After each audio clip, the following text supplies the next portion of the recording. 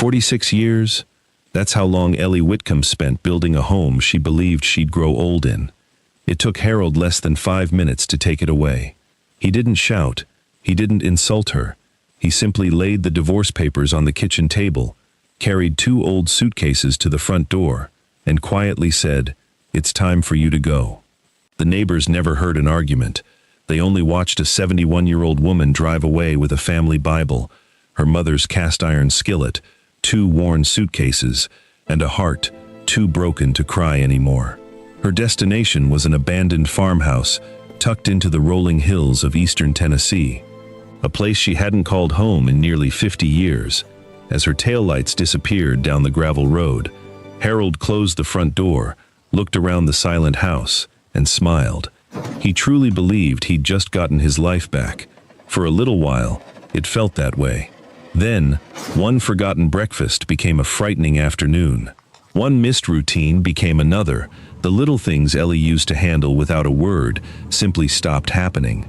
Within weeks, the man who insisted he never needed her was sitting in a hospital room, listening as doctor after doctor searched for an answer that refused to appear.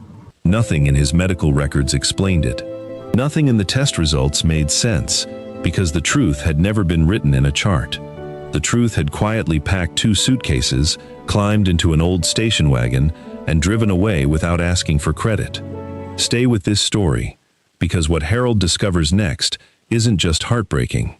It changes everything you think you know about love, loyalty, and the sacrifices people often notice only after they're gone.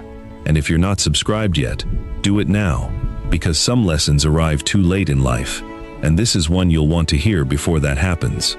The kitchen stayed quiet long after the front door closed. For a few seconds, neither of them moved. The divorce papers still rested on the table, their corners barely shifting beneath the slow breeze drifting through the open window. Ellie Whitcomb stared at Harold, waiting for him to say something that would make the last 5 minutes feel less impossible. A mistake, an apology, anything. He said nothing. Instead, he picked up his coffee mug, took one slow sip, and looked out the window as though tomorrow would be just another ordinary day. That was when Ellie finally understood. He wasn't angry. He had already left this marriage long before asking her to leave the house. Quietly, she folded the papers and placed them inside her handbag. Her hands trembled, but her voice never did. "Goodbye," she whispered. Harold didn't answer. He simply walked past her, opened the hallway closet, and carried 2 old suitcases to the front door.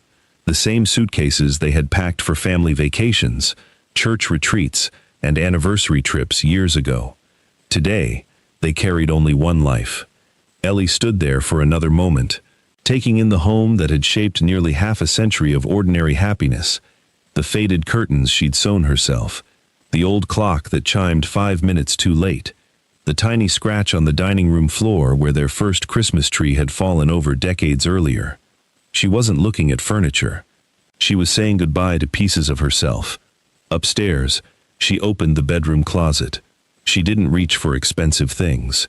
She reached for the things that couldn't be replaced. Her mother's weathered Bible, a cast-iron skillet, polished smooth by generations of family dinners, a faded patchwork quilt that still smelled faintly of cedar, a small tin box filled with photographs, 2 changes of clothes. Everything else stayed behind, not because it meant nothing, but because no suitcase was ever large enough to carry 46 years. As she zipped the second suitcase, her eyes drifted toward Harold's side of the dresser. His medication organizer sat exactly where she'd left it the night before. Without thinking, she walked over, opened the refrigerator, and reached for the carton of milk. Her hands moved from habit. She measured oatmeal into a saucepan, placed a banana on the counter, set a clean bowl beside the stove. The morning routine she'd followed for years unfolded almost automatically. Then, she froze. The silence felt different. Slowly, she looked around the kitchen. This wasn't her tomorrow anymore. Her shoulders sank. She quietly poured the oatmeal back into the container, returned the banana to the fruit bowl, and washed the saucepan she'd never used. She left the kitchen exactly as she'd found it. Harold watched from the doorway. He didn't ask why she'd stopped. He didn't notice what she'd almost done. He simply glanced at his watch. "We're running out of daylight." The words landed harder than the divorce papers. Outside, Mrs. Donnelly stood beside her flower bed across the street. She wasn't trimming roses anymore. She was watching. The moment Ellie carried the first suitcase to the old station wagon, Mrs. Donnelly slowly removed her gardening gloves, crossed the yard, and wrapped Ellie in a quiet embrace. Neither woman spoke. Some grief was too heavy for conversation. Mrs. Donnelly slipped something into Ellie's hand, a folded church bulletin. Inside, she'd written only one sentence: "You still have a home wherever kindness lives." Ellie folded the note carefully, placed it inside her Bible, and smiled through tears. It was the first kindness she'd received all day. Behind them, the front door opened. Harold stepped onto the porch, holding a small cardboard box. Without emotion, he placed it beside the suitcases. Ellie looked down. Inside were the last pieces of her life he no longer wanted: her favorite coffee mug, a knitting basket, an old pair of gardening gloves, their framed wedding photograph. The glass had already cracked. "I figured you'd want these," Harold said. That was all. No thank you. No apology. No goodbye. Ellie gently picked up the photograph. Her thumb brushed across the smiling faces of two people who had once believed forever meant forever. She didn't take the frame. She carefully removed the photograph from the broken glass, folded it once, and tucked it inside her Bible beside Mrs. Donnelly's note. Some memories deserved protecting, even when the future did not. She climbed into the driver's seat. The engine coughed twice before starting. For just a second, she almost looked back. Almost. Instead, she whispered a quiet prayer, shifted into drive, and followed the winding road toward the abandoned farmhouse waiting in the Tennessee hills. Harold stood in the doorway until the station wagon disappeared beyond the trees. Then he walked back inside. The house felt strangely quiet. He poured another cup of coffee, opened the refrigerator, reached for the milk. On the middle shelf, a small handwritten note caught his eye. "Tuesday, oatmeal before medication." Without reading the rest, he peeled the note away, crumpled it, and dropped it into the kitchen trash. Then he walked away. He never realized he had just thrown away the first clue that his new life was already beginning to come apart. By the time Ellie crossed into the eastern Tennessee foothills, darkness had settled over the winding roads. The farther she drove, the fewer porch lights she saw. The radio stayed off. The silence wasn't empty. It gave her room to think, and that felt harder than driving. Nearly 50 years had passed since she'd last spent a night at the old Whitcomb farmhouse. After her parents died, life carried her in another direction: marriage, work, family, responsibilities. 1 year became 5, then 20, then almost half a century. She often wondered what had become of the place. Tonight, she was about to find out. The gravel driveway was almost hidden beneath tall grass. Tree branches leaned low enough to brush against the station wagon as she eased forward. When the headlights finally found the house, Ellie tightened her grip on the steering wheel. Time had certainly left its mark. The white paint had faded to a dull gray. Several porch rails sagged toward the ground. One shutter hung crooked from a single hinge. The roof looked tired, but still standing. She let out a slow breath. It wasn't beautiful, but it was still there. For the first time that day, something inside her felt steady. She stepped out into the cool evening air. Crickets filled the quiet. Somewhere beyond the trees, an owl called into the darkness. The farmhouse stood exactly where her childhood had left it, patient, weathered, almost as if it had been waiting for someone to come home. Ellie climbed the porch steps carefully. The third step still creaked. It always had. That tiny sound brought the first genuine smile to her face since leaving Knoxville. Some things refused to forget. She reached above the porch beam. Her fingers searched along the rough wood. Nothing. She laughed softly at herself. Of course, the spare key wouldn't still be there after all these years. Then she noticed something else. A small flower pot sat beside the front door. It hadn't been there when she was young. Almost without thinking, she lifted it. A brass key rested underneath. Ellie's heartbeat quickened. Who had placed it there? She unlocked the door. The hinges groaned in protest. A rush of cool, dusty air drifted into the night. She expected decay. Instead, she found order. Dust covered nearly every surface, but the furniture remained neatly arranged. Curtains still hung in the windows. Books rested neatly on shelves. A handmade rocking chair faced the fireplace. Someone had cared enough not to abandon the house completely, just not enough to live in it. She walked slowly from room to room. The dining table, still centered. The grandfather clock, long silent but untouched. Her mother's china cabinet, every plate exactly where it belonged. Ellie ran her fingertips across the edge of the table. A thin line appeared through the dust. It felt less like entering an abandoned house and more like waking something that had simply been sleeping. She carried her suitcases upstairs. The bedroom overlooking the pasture was exactly where she'd remembered. The wallpaper had faded, the curtains had yellowed, but the window still framed the same rolling hills she'd stared at as a little girl whenever she dreamed about the future. Back then, she couldn't wait to leave. Now, she was grateful there was somewhere left to return to. After unpacking only the essentials, Ellie searched for cleaning supplies. Inside a narrow pantry closet, she found an old broom, a metal bucket, a stack of folded cleaning rags. Someone had left them there on purpose. Again, the same question returned: who? Before going to bed, she opened every window. Fresh mountain air slowly pushed years of stale air outside. The house almost seemed to breathe again. The next morning arrived with sunlight spilling across worn hardwood floors. Ellie didn't waste time grieving. She rolled up her sleeves. Dust became the first thing to disappear. Then cobwebs, then years of neglect. Hour after hour, the farmhouse slowly revealed the home hiding beneath the dirt. Around midday, the sound of tires crunching across gravel echoed outside. Ellie looked through the front window. An old green pickup truck had stopped near the porch. A gray-haired man climbed out carrying a small toolbox. He removed his cap politely before walking toward the house. "I figured somebody finally came back," he called with a warm smile. "My name's Ben Carter. I own the farm next door." Ellie welcomed him onto the porch. Ben explained he'd kept an eye on the property for years, not because anyone asked him to, because her father once helped save his family's farm after a devastating flood. "I never forgot that," he said quietly. It didn't seem right letting this place disappear. Suddenly, the hidden key, the flower pot, the cleaning supplies, everything made sense.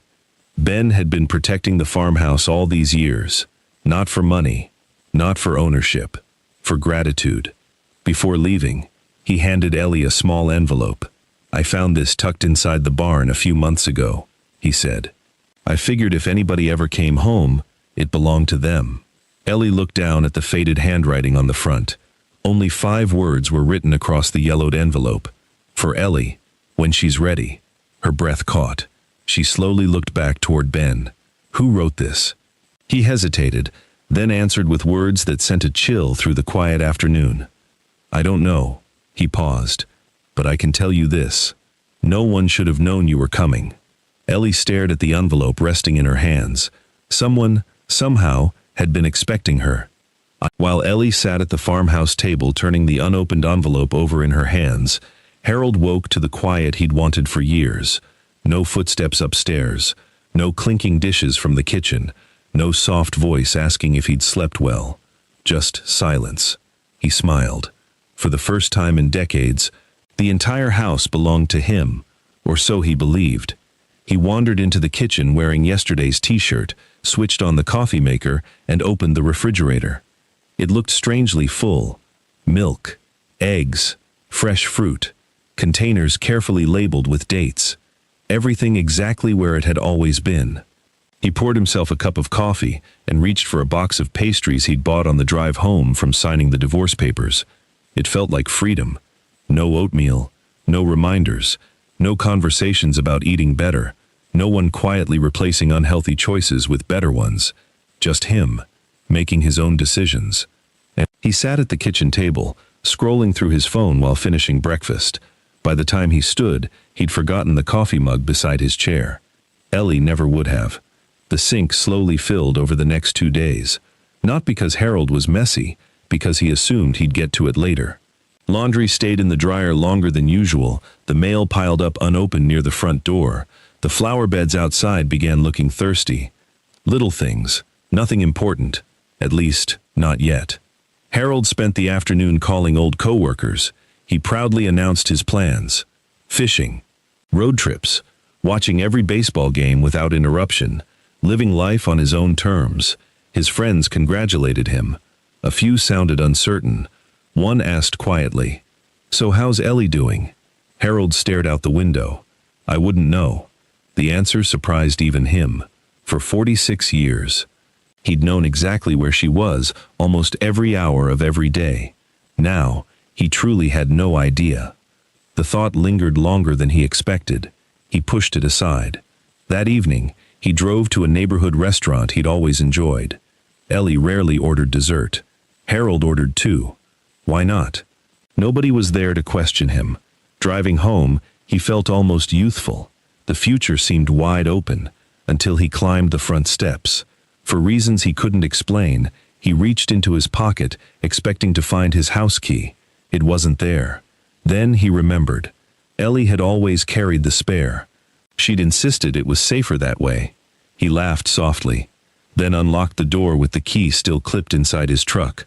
Another tiny habit, another tiny adjustment. Inside, the house greeted him with perfect stillness. Too perfect. He switched on the television. The noise filled the living room, but not the emptiness. Over the next several days, small routines quietly unraveled. Harold missed trash collection because nobody rolled the bins to the curb. He bought groceries, only to discover duplicates already sitting in the pantry. He forgot a dentist appointment he'd scheduled months earlier.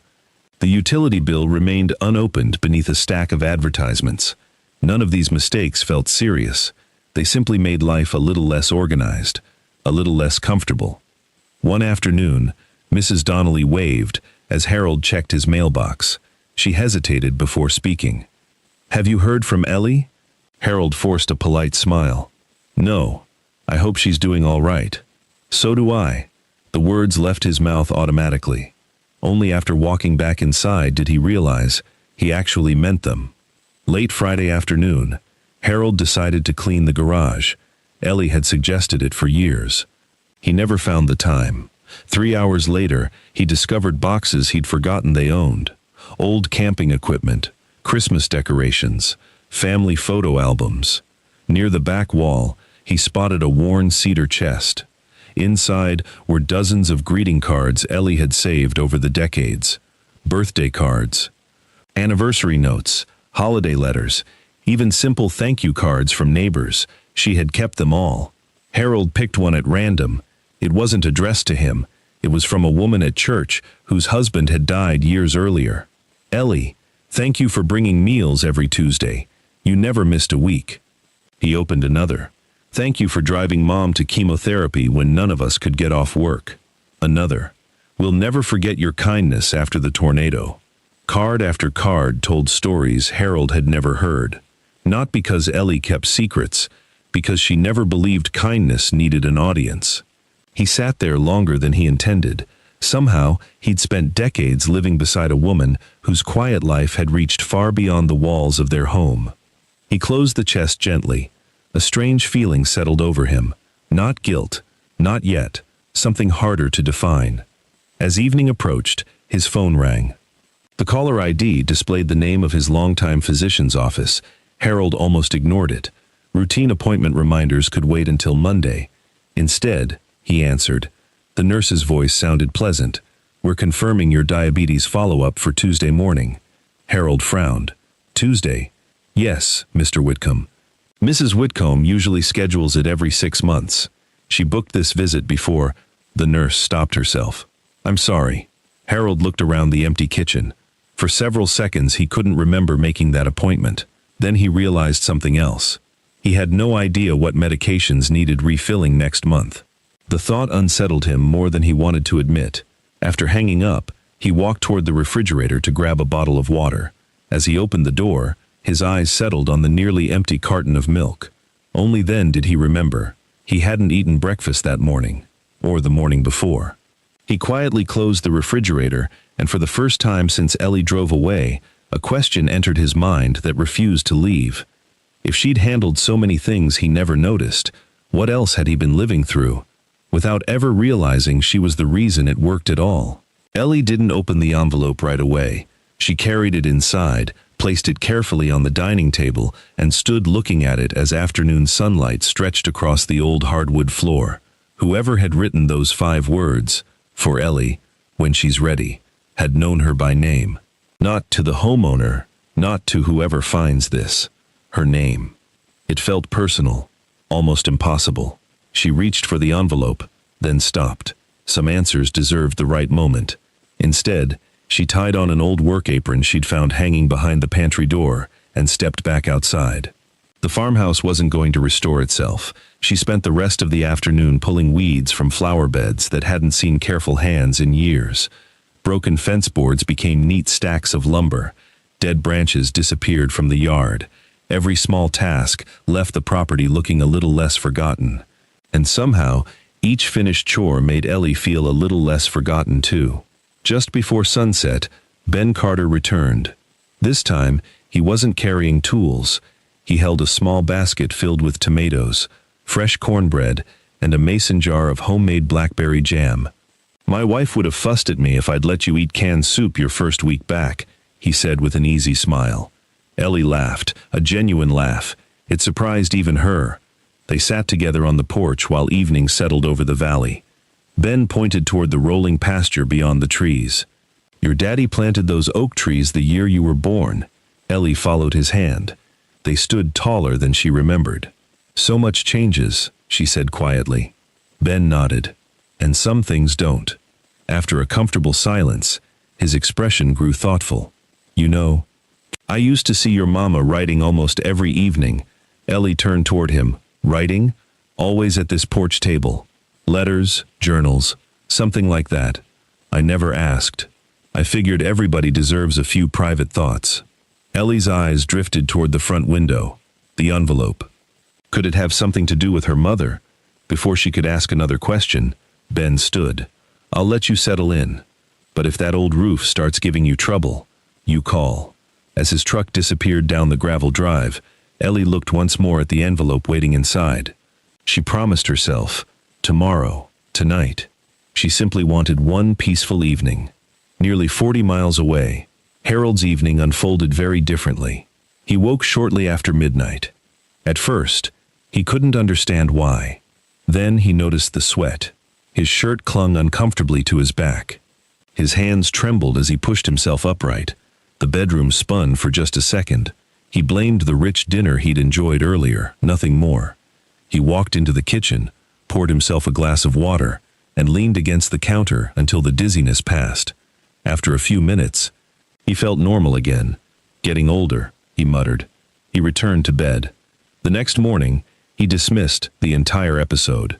Instead of making breakfast, he grabbed another pastry on his way out to run errands. At the hardware store, he suddenly forgot why he'd gone there.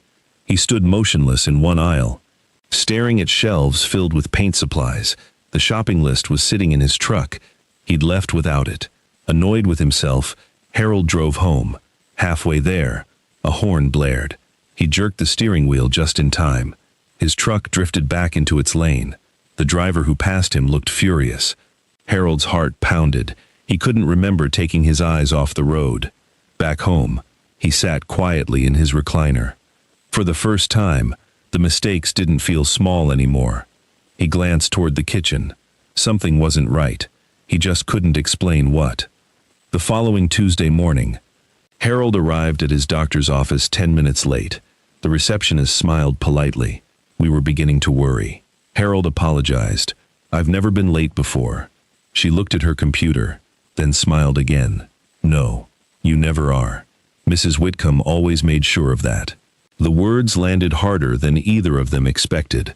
A few minutes later, Dr. Lawson entered the examination room carrying Harold's chart. He frowned almost immediately.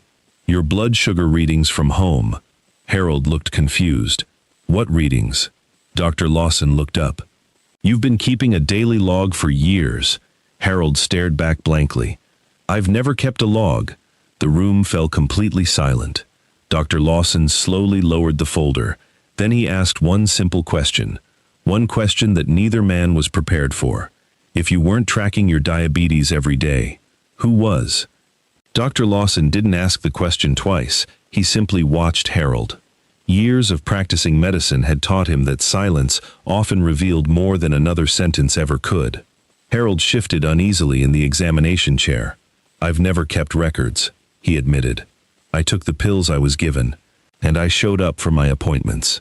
Dr. Lawson slowly opened Harold's chart. Mr. Whitcomb, your diabetes has been remarkably stable for almost 3 decades. He turned a few pages.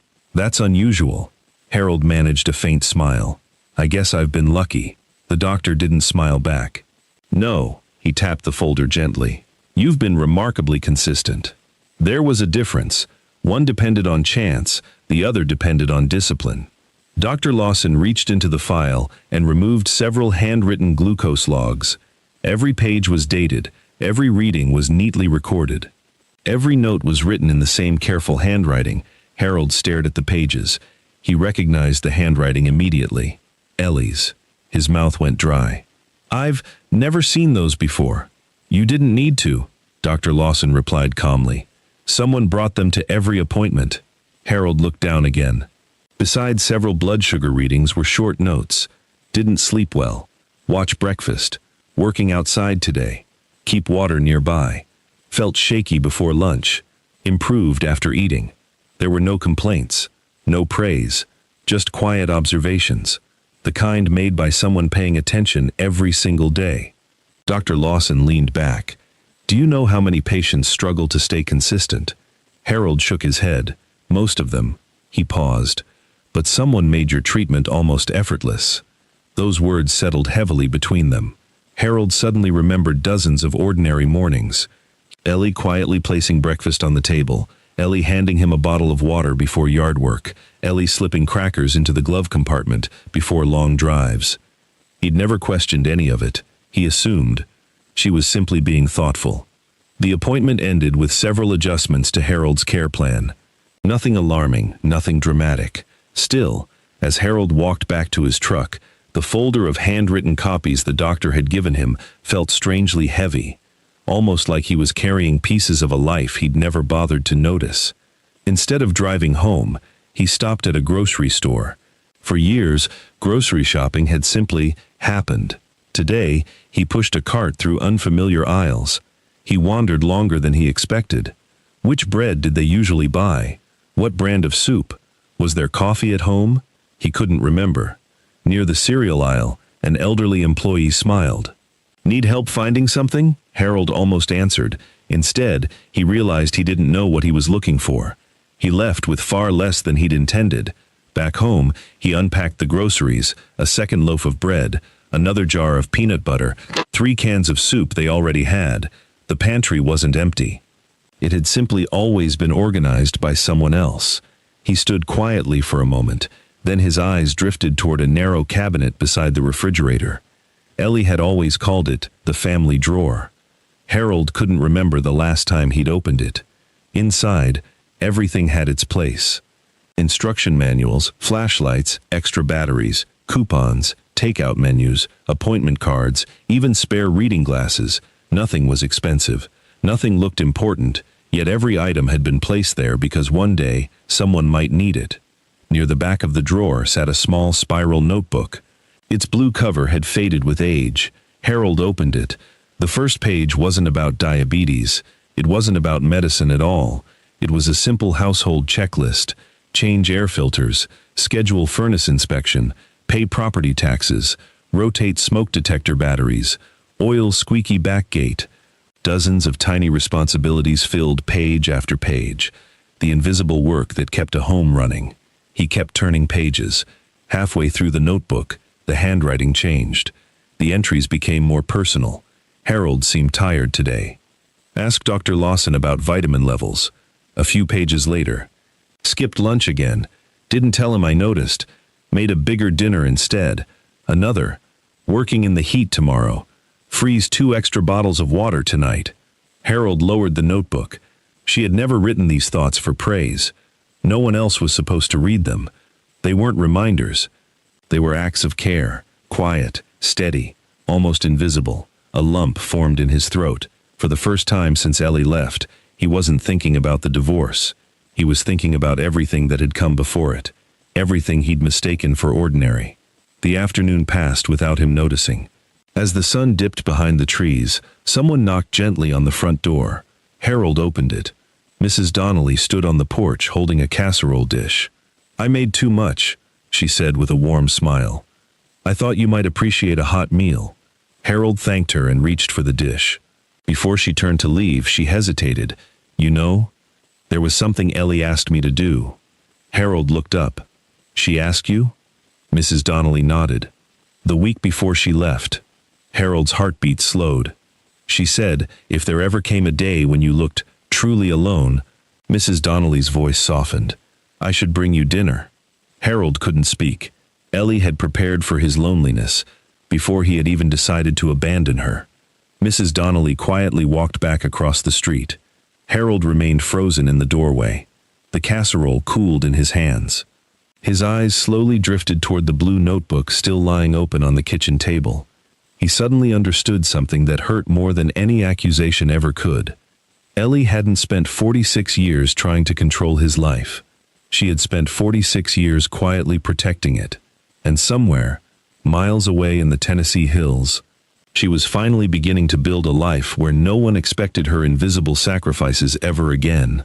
What neither of them knew was that the unopened envelope waiting inside the old farmhouse was about to reveal a truth that reached back far beyond either marriage and would connect their futures in a way neither could possibly imagine.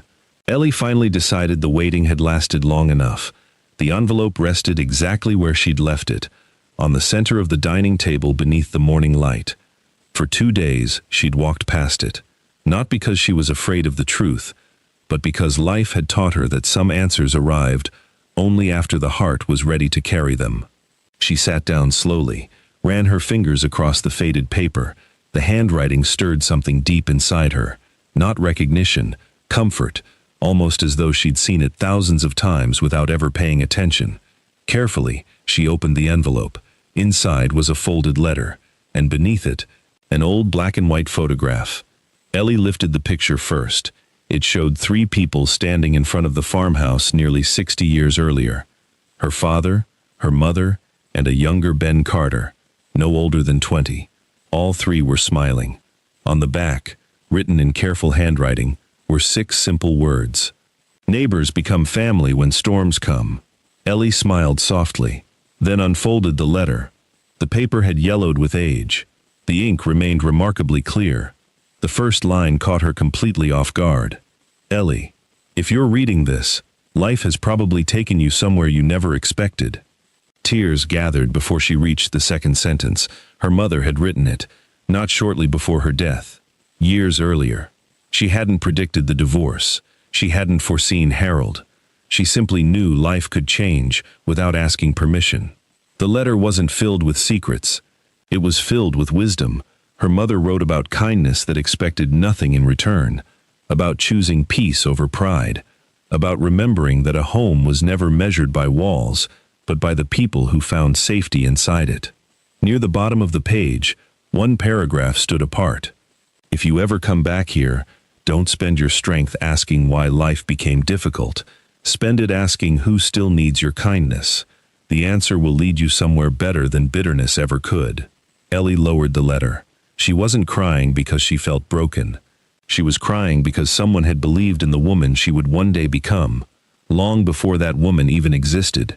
Outside, the sound of laughter drifted across the yard. Ben's pickup had arrived again. This time he wasn't alone.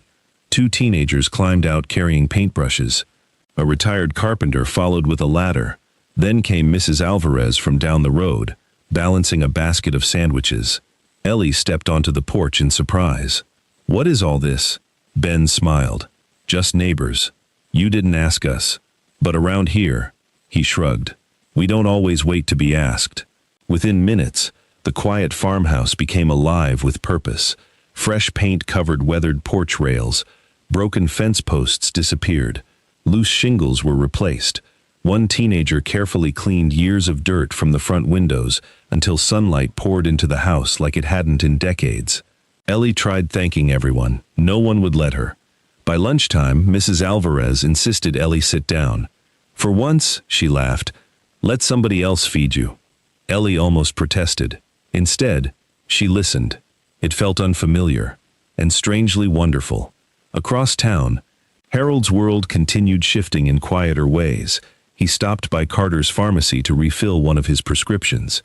The pharmacist, Mr. Franklin, greeted him warmly. "Haven't seen you by yourself before." Harold managed a polite smile. "Things are different now."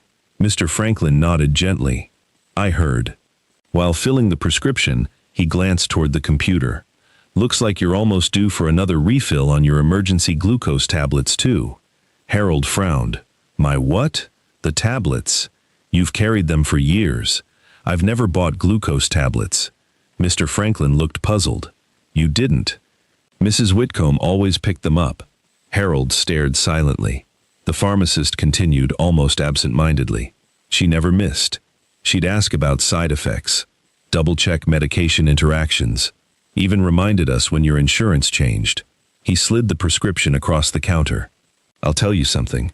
People notice customers like her. They don't come around very often." Harold thanked him quietly and walked back to his truck. He didn't start the engine. Instead, he opened the small paper bag. Beneath the prescription bottle sat a fresh container of glucose tablets. He hadn't requested them. Mr. Franklin had included them anyway. For a long moment, Harold simply held the container. He suddenly remembered road trips, fishing weekends, church picnics, football games. Everywhere he went, Ellie always carried a small handbag. He'd never once wondered what was inside. Now he knew. Not makeup, not candy, not spare tissues. She had been carrying the things that might save his life, and she'd done it so naturally, he'd mistaken it for ordinary. That evening, Harold returned home before sunset. For the first time in weeks, he wasn't thinking about himself. He was thinking about Ellie. Where was she sleeping? Had she fixed the roof? Was she eating well? Had anyone checked on her? The questions came one after another. He had no answers. Just before dark, he walked into the garage looking for an old extension cord. Instead, he found something else. Behind a stack of storage boxes sat a weathered wooden chest he didn't recognize. It wasn't theirs. At least, he didn't think it was. A thin layer of dust covered the lid. Someone had carved a single word into the wood, decades earlier. Whitcomb. Harold knelt beside it slowly. The brass latch wasn't locked. He rested one hand on the lid, then stopped. Because for reasons he couldn't explain, he suddenly felt certain that whatever waited inside that forgotten chest was about to change everything he believed he knew about the woman he'd spent 46 years taking for granted. Harold lifted the lid slowly. The old hinges groaned, then settled into silence. Inside the cedar chest, everything had been carefully arranged. No valuables, no legal papers, no hidden fortune. Just dozens of ordinary things, preserved by someone who understood their importance. A stack of spiral notebooks, several photo albums, a bundle of letters tied together with faded blue ribbon, an old recipe box, and beneath them all, a small canvas pouch embroidered with Ellie's initials. Harold picked up the top notebook. The first page wasn't addressed to anyone. It simply read, "Household Notes, January." He almost closed it again. Then he noticed the date. It was from nearly 20 years earlier. Curious. He turned the page. The entries weren't dramatic. They were brief, practical, almost invisible. Changed furnace filter. Called electrician before kitchen outlet became dangerous. Moved appointment because Harold looked exhausted after work. Replaced porch bulb before winter. Another page. Packed extra socks for fishing trip. Weather forecast changed. Another. Bought cough medicine before his cold got worse. Another. Moved lawn work to tomorrow. Heat index too high. Harold's eyes slowed. None of these pages praised Ellie. None complained. They simply recorded hundreds of quiet decisions made on behalf of someone else, the kind no one notices, because they prevent problems before they happen. He opened another notebook. This one covered several years. The handwriting remained steady. The observations became more personal. He smiled today after talking with his brother. Good day. A few pages later. Didn't tell him the truck sounded different. Scheduled the mechanic instead. Better he worries less. Then another. Cancelled my dental appointment. His specialist moved us to the same morning. Easier for him that way. Harold lowered the notebook into his lap. He searched his memory. He remembered the repaired truck. He remembered arriving at the specialist's office without waiting weeks. He remembered life feeling easy. He had never asked why. The notebooks continued, page after page, year after year. They weren't records of sacrifice. They were records of love, the kind that asked for nothing in return. His eyes drifted toward one particular entry. It was written during the winter he'd been hospitalized with pneumonia. The words were short. He finally slept peacefully tonight. Thank you, Lord. Nothing more. No mention that Ellie herself had spent 4 nights sleeping upright in an uncomfortable hospital chair. No mention that she'd barely gone home. Only gratitude that he was finally resting. Harold closed his eyes. A memory surfaced without warning. He remembered waking briefly in the hospital. Ellie had been knitting beside the window. He'd smiled, gone back to sleep, and never once wondered how tired she must have been. His chest tightened. For years, he had mistaken quiet love for ordinary routine. A soft knock at the garage door interrupted his thoughts. It was Ben Carter. He removed his cap respectfully. I hope I'm not bothering you. Harold stood. No. Ben looked toward the open chest. I wondered if you'd finally found it. You knew about this? Ben nodded. Ellie asked me to bring it over years ago. Harold frowned. Why didn't she tell me? Ben smiled sadly. Because she wasn't keeping score. Those words landed harder than anything Harold had heard in weeks. Ben stepped inside. There are people who do kind things, so they'll be remembered. He glanced at the notebooks. And there are people who hope nobody notices, because they believe love isn't supposed to keep count. Silence settled between them. Finally, Harold asked the question that had been growing inside him. Did everyone know? Ben didn't answer immediately. Instead, he looked toward the family home. People noticed how Ellie cared for you. They noticed how she cared for everybody. He paused. The only person who never seemed to notice was you. The words weren't cruel. They were simply true. Ben quietly wished Harold a good evening and drove away. Darkness settled outside. Inside the garage, Harold remained sitting beside the cedar chest. One notebook still rested in his hands. Near the back, a folded sheet of paper slipped onto the floor. He reached down and picked it up. It wasn't another household list. It wasn't a medical record. It was a handwritten letter. The first line stopped him cold. If you're reading this, Harold, then something has already gone terribly wrong. His hands began to tremble. He looked toward the empty house, then back at the letter. For several long seconds, he couldn't bring himself to unfold the rest, because deep inside, he already feared the woman he thought he'd understood for 46 years, had left behind one final truth, and he wasn't sure he was ready to hear it. Harold didn't unfold the letter, not that night. He sat in the quiet garage for nearly an hour, the folded page resting in his hands, wondering how a single piece of paper could suddenly feel heavier than everything inside the cedar chest. Eventually, he slipped it back between the pages of the notebook. Some truths couldn't be rushed. He closed the lid carefully. For the first time in years, he treated something that belonged to Ellie as though it deserved protection. The next morning arrived gray and cool. Harold skipped the pastry aisle at the grocery store. Instead, he stood in front of the produce section much longer than he expected. He picked up bananas, put them back, reached for oatmeal, stopped. He suddenly realized something that made him smile and ache at the same time. He had no idea how Ellie prepared the breakfast she'd made thousands of mornings before. Not because she'd hidden it, because he'd never paid attention. He bought the oatmeal anyway. Back home, breakfast became an awkward experiment. Too much water, not enough oats. The fruit sliced unevenly. The first spoonful tasted almost flavorless. Harold laughed quietly to himself. It was never just breakfast. The words escaped before he realized he'd spoken them. It had been care. served in a bowl. Miles away, Ellie was discovering something she hadn't felt in a very long time. Routine. Not the routine of obligation, the routine of possibility. Every morning, she opened the farmhouse windows before the sun climbed over the hills. Fresh mountain air drifted through every room. The scent of pine, wildflowers, and damp earth slowly replaced years of forgotten dust. She planted herbs beside the kitchen steps, trimmed climbing vines from the porch, repaired loose cabinet doors with instructions Ben patiently showed her. Each evening she crossed one more task off a handwritten list, not because anyone expected it, because every completed job reminded her that this life finally belonged to her. One Saturday morning, children from neighboring farms wandered into the yard chasing a loose puppy. They stopped when they noticed Ellie painting the old porch swing. One little girl pointed toward the flower beds. "My grandma says those used to be beautiful." Ellie smiled. "They will be again." The children asked if they could help.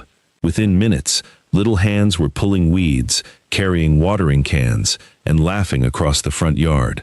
The farmhouse no longer sounded abandoned. It sounded alive. Mrs. Alvarez arrived with lemonade. Ben repaired a loose gate. Someone else delivered fresh eggs. No one announced they were helping. They simply appeared. Ellie watched the scene unfold from the porch. For years, she'd measured her worth by how much she could do for everyone else. Now, people were showing her what it felt like to receive kindness without earning it first. That evening, after everyone had gone home, she found herself sitting alone on the porch swing, the same swing her father had built before she left for college. The paint was fresh. The chains no longer squeaked. She unfolded her mother's letter again. One sentence held her attention. "You'll know you're healing the day you stop asking what was taken, and begin noticing what remains." Ellie looked across the valley. The sunset painted the hills in soft shades of gold and amber. She wasn't counting losses anymore. She was noticing blessings. Back in Knoxville, Harold found himself doing something he never imagined. He searched through old photographs, not to relive happier times, to understand them. Picture after picture revealed details he'd overlooked for decades. Ellie standing just outside the camera frame, serving food before sitting down herself. Ellie helping an elderly neighbor climb church steps.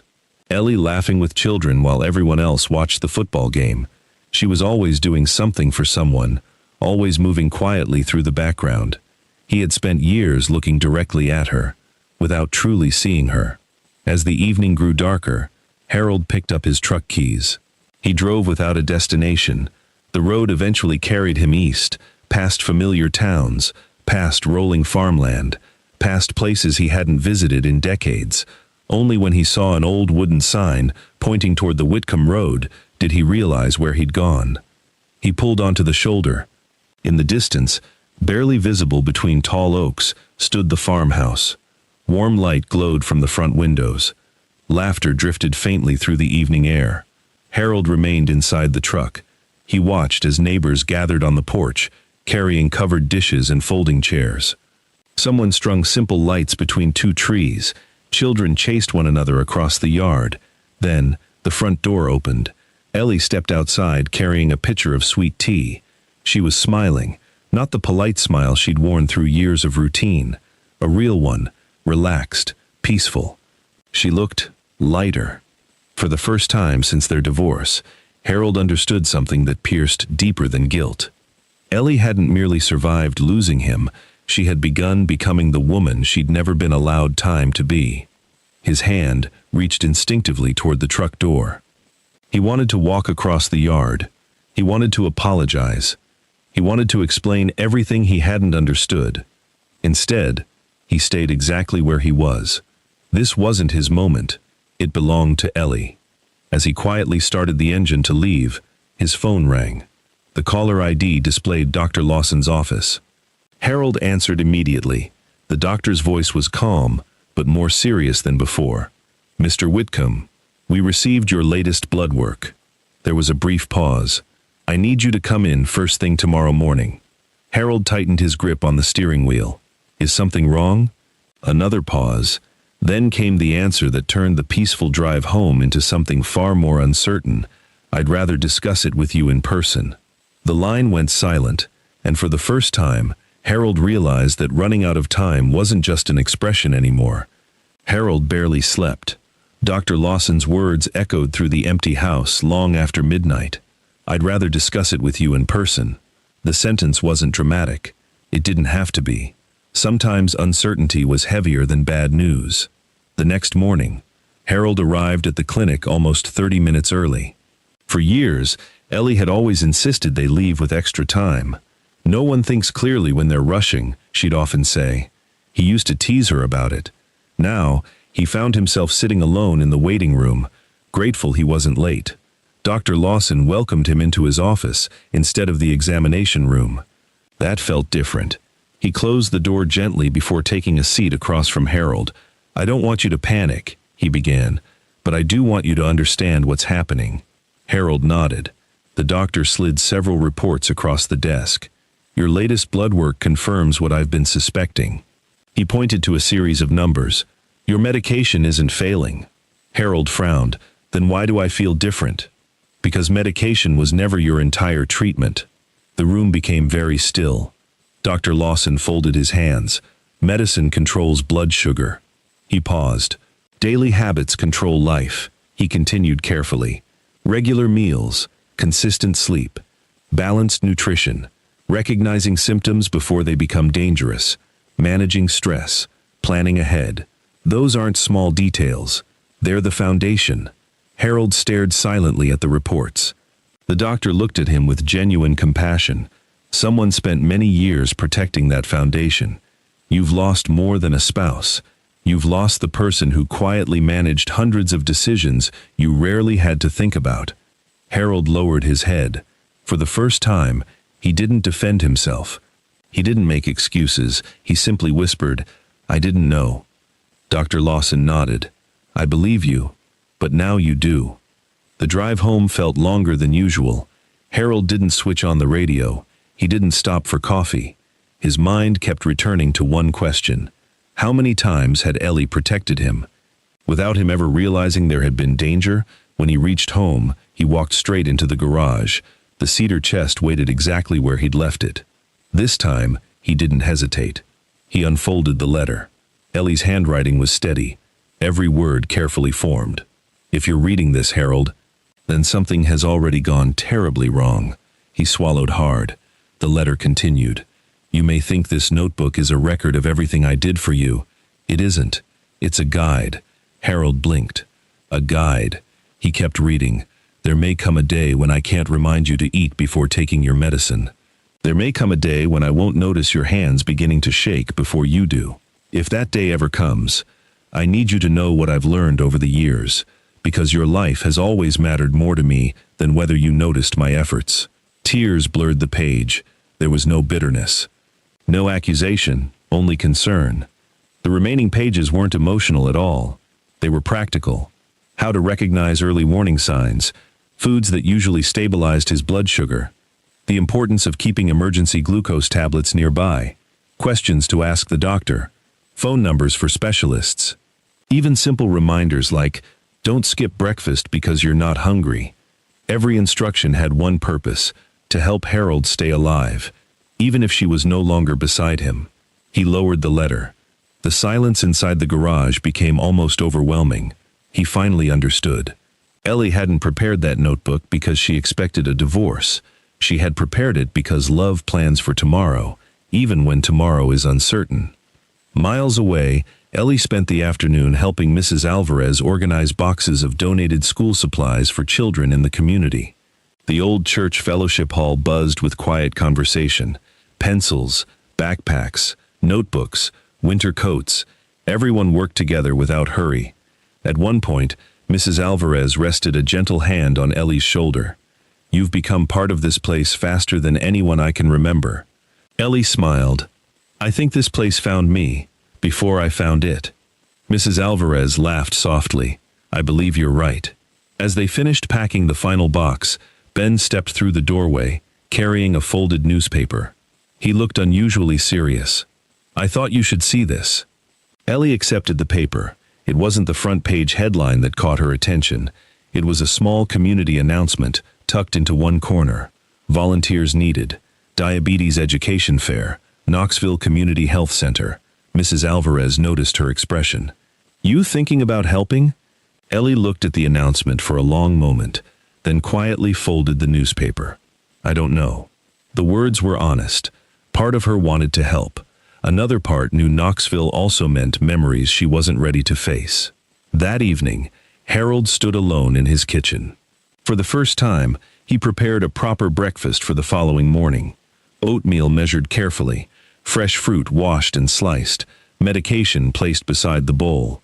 Emergency glucose tablets slipped into his jacket pocket. He wasn't trying to become Ellie. He was trying to honor everything she'd quietly taught him. Before turning out the lights, he picked up his phone. His thumb hovered over Ellie's number. Several seconds passed, then another. Finally, he pressed the call button. The phone rang once, twice, 3 times, then stopped. Not because Ellie answered, because the call had gone straight to voicemail. Harold closed his eyes. He realized something painful. For 46 years, Ellie had always answered when he needed her. Now, for the first time, he would have to earn the chance to hear her voice again. Ellie listened to Harold's voicemail the following morning. She stood on the farmhouse porch, a steaming cup of coffee warming her hands, while mist drifted gently across the Tennessee hills. His voice sounded unfamiliar, not because she'd forgotten it, because she'd never heard it without certainty before. Ellie? A long pause followed. I don't know if you'll ever listen to this. Another pause. I just wanted to say, I'm sorry. His voice cracked. I've been finding pieces of our life everywhere, and I'm ashamed it took losing you to finally see them. The message ended there. No excuses, no blame, no request for forgiveness, just silence. Ellie slipped the phone into her pocket. She didn't cry. Some apologies arrived too late to erase pain, but not too late to reveal truth. Several days passed. Life at the farmhouse continued moving forward. The herb garden flourished. The repaired porch became a favorite gathering place for neighbors. Children still wandered over after school. Ben stopped by almost every afternoon with another story about Ellie's parents. Little by little, the house stopped feeling like somewhere she'd return to. It became somewhere she belonged. One Saturday morning, the community gathered beneath the old oak trees for a harvest picnic. Long folding tables filled the yard. Homemade pies, fresh vegetables, cornbread, laughter drifted across the fields. Ellie carried bowls from one table to another, smiling more easily than she had in years. Not because life had become perfect, because peace had quietly taken the place where resentment could have lived. As the afternoon settled into evening, Ben walked over. Someone's here to see you. Ellie looked toward the driveway. Harold stood beside his truck. He wasn't carrying flowers. He wasn't dressed in a suit. He wasn't trying to impress anyone. He simply held one worn spiral notebook against his chest, the same notebook he'd found inside the cedar chest. When their eyes met, he didn't move. Neither did Ellie. Ben gave them a respectful nod before quietly walking away. Harold approached slowly. Every step seemed heavier than the last. When he finally reached the porch, he stopped several feet away. I wasn't sure you'd want to see me, Ellie answered honestly. I wasn't sure either. Neither sentence sounded angry, only truthful. Harold looked around the property, the restored porch, the blooming flowers, the fresh paint, children laughing beneath the trees. You've built something beautiful. Ellie smiled softly. We built it. She nodded toward the neighbors working together across the yard. I just happened to live here. Harold looked down at the notebook. I've read every page. His voice trembled. I kept hoping I'd eventually find one where you complained about me. A faint smile crossed Ellie's face. You didn't. No. I found hundreds of reasons you could have. He swallowed hard, and not one where you did. He held the notebook out with both hands. I can't give you back the years I wasted. I can't undo what I did, but I needed you to know. He paused, searching for words worthy of 46 years. I finally understand. Ellie accepted the notebook. For a long moment, neither of them spoke.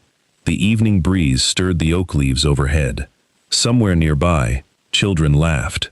Life continued around them, exactly as it should. Finally, Ellie looked at Harold. There was a time when hearing those words would have meant everything. She paused, gently. But that time has passed. Harold nodded before she finished. I know.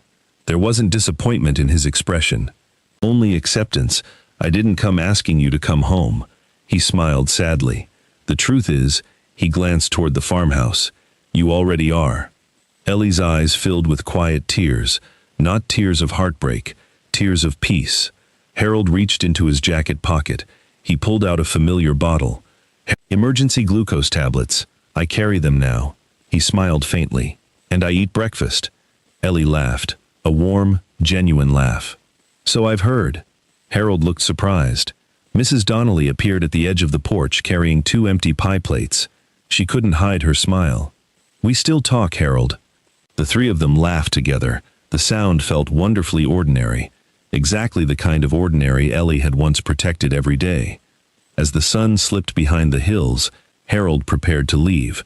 Before climbing into his truck, he turned back one last time. Thank you.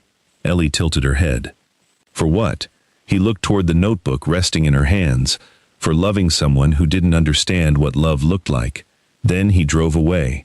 Not as the man who had thrown away his marriage, but as a man finally determined to live differently. Ellie watched until the truck disappeared beyond the trees.